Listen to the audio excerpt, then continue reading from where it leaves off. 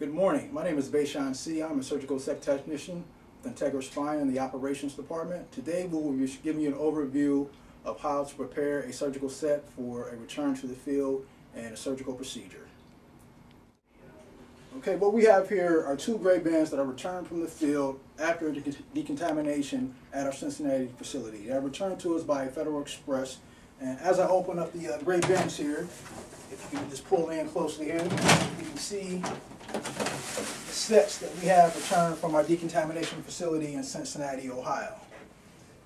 Upon opening the set, you'll find the surgical sets, and you'll also find a decontamination review form here with the green dot indicating that the set has been properly decontaminated at our decontamination facility down in Cincinnati, Ohio. Okay, once you remove the sets from the gray bins, you need to verify that you have the proper sets that match up with the kit decontamination process review. So on this sheet here, I have set number 18121, the cross-connector tray and the instrument tray. So I'm just going to check here to verify that my information is correct here. I have 18121 and I have 18121. And you move on to your next sheet. This is also a continuation of the coral set of 18121. We got the implant and the instrument 1 trays here. I'm just going to verify that I have the proper materials in hand. So we have 18121 and 18121. Okay, each surgical set has what's called a DHR, or device history record, which contains the transactions that take place every time a set goes in and every time a set goes out. The contents found in each DHR, or device history record, are as follows: the kit decontamination process review sheet, Form 179A, or your work order traveler, Form Q292, your routine and servicing maintenance, and your set return acknowledgement form. The work order traveler sheet takes you through this process of refurbishing the set step by step. Next up, we have your stock status report, which lists the quantities of the implants and instruments contained in a surgical set. Next up, we have your discrepancy form, which lists your overages and shortages of implants and instruments found in the set when compared against the stock status report. Next up, you have your routine servicing and maintenance form, which takes you through a step-by-step procedure to make sure that the implants and instruments contained in the set are in proper order for return to the field for a surgery. Next up, we're going to give you a review of the set inspection forms, which is going to give us a fit, form, and function of the implants and instruments contained in each set as we prepare to get the set ready to go back out into the field. Okay, your set inspection form takes you through the set. In this particular set, we have the coral implant case here. It takes you through a step-by-step process for reviewing the parts that you find in this set here. It also has a diagram of the items contained in the set here. So what I'm going to do now is just give you a brief example of how we would run through this here to check the implants and instruments for the set. Okay, for item number 1 here, you're going to check for damage on the buttress threads of the locking caps here. So I'm going to grab my locking cap here, and I'll pull one out. I'll inspect it to make sure there's no stripping, no nicks, or anything like that. And I find a part here that is ready to go back out into the field, so I'll put it back in the caddy and move on to my next item. Next up, I'm going to be doing a fit function for an inserter here, just seeing how this inserter fits properly into one of these polyaxial screws here. So I'll move over to my set, pull out the screw, I'll insert the inserter, and twist to make sure that this threads properly.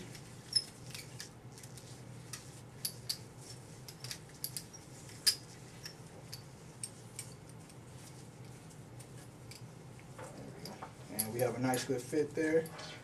You're not able to pull it off the inserter. And this device here is ready to go out into the field. Next up, using my set inspection form, I'm going to check on the ratcheting of the ratcheting handle here, making sure that this mechanism is functioning properly here. And you can see I can twist this here. There's no snags or anything like that. It operates smoothly. And I'm also going to check to make sure that the inserter inserts and exits properly on the ratcheting handle here. So I'm going to grab an item here, make sure that it locks in properly, everything is running smoothly here, and I'm able to remove this tap appropriately as well. Finally, using the set inspection form, we want to make sure that the T-handle can take the pedicle marker in and out smoothly here. So I have my T-handle here, and I'm going to insert a pedicle marker.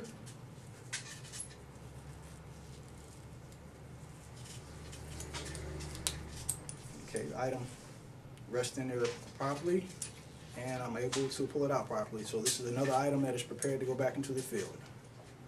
Okay, next up we're going to do a lot number and part number verification to ensure that the items in the set meet the latest requirements by engineering and quality. So I'm going to pull a prevent rod from the set, and I'm going to check its lot number against the lot number found on the standard bill of material here. So for this particular part, the lot number needs to be greater than 4118 or have a -R on the piece here. And reading this here, my lot number is 12384, so it is greater than the 4118, so it meets specs and is properly manufactured to go into the field. Next up, we have the set replenishment request form, or form Q527. This form is used to replenish the set when items are missing from the set. You enter your set number, the date requested, the person requesting the piece, and you would also insert your part number and the quantity needed to meet the requirements on the bill of material. There are times when you are inspecting a set that you'll come across an item that is not fit to go back out into the field or does not meet the lot requirements required by engineering and quality. So what you'll do with an item such as that, you'll pull that item from the set and you'll do what we call a bag and tag, where you'll put the part number, the lot number, and the quantity of the damaged item or the item that's not within the lot spec. You'll put that in a plastic bag, you'll seal the bag up, and you'll drop it into one of our yellow bins here. The yellow means caution. This is a bin that will be taken down to quality for further inspection. Whenever you come across an implant or instrument in the set that does not meet the lot requirements or is a damaged good, you need to put in a request to finished goods to replenish that part according to the bill of material. In the room here we have a variety of parts, and for this particular set that I'm working on, the rod did not meet the lot specs, so I put in a request for an 80mm pre-bent rod, and I'm going to use this to refurbish my set to the standard bill of material. Once you obtain the implant or instrument that you need to refurbish your set from finished goods, you take the item that's packaged, you remove it from the bag, and you put it back into its proper location in the set. Now our set is back up to standard for the standard bill of material. One of the final steps in the processing of a set is to check the standard bill of material to ensure that all the implants and instruments are in the set as is required for surgery. As you can see here, we have four trays that are required for the coral set. And what I would do during that process is go through each line item here to make sure that all the pieces that are needed in this coral set are on the standard bill of material. Alright, what I'll show you now is a quality check. After Bayshon checks a case, or one of the kitting inspectors checks a case, it goes on to be double checked. After it's double checked, it comes to quality for a final sign off, release into inventory. The main part of what I do is a KII. A KII is designed for each case specifically. So he showed you a coral set, which is 4 individual cases. Each case would have its own KII.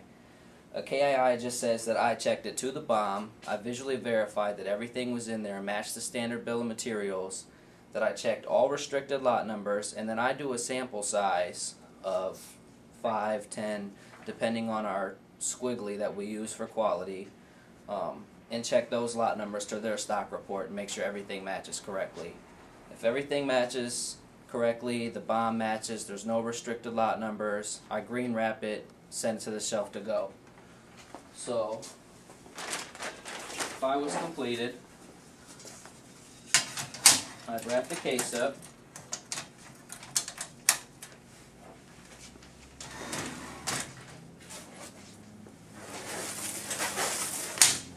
we only wrap it twice. The green wrap is just a visual verification that the set has been checked, not to hold the lid on or anything.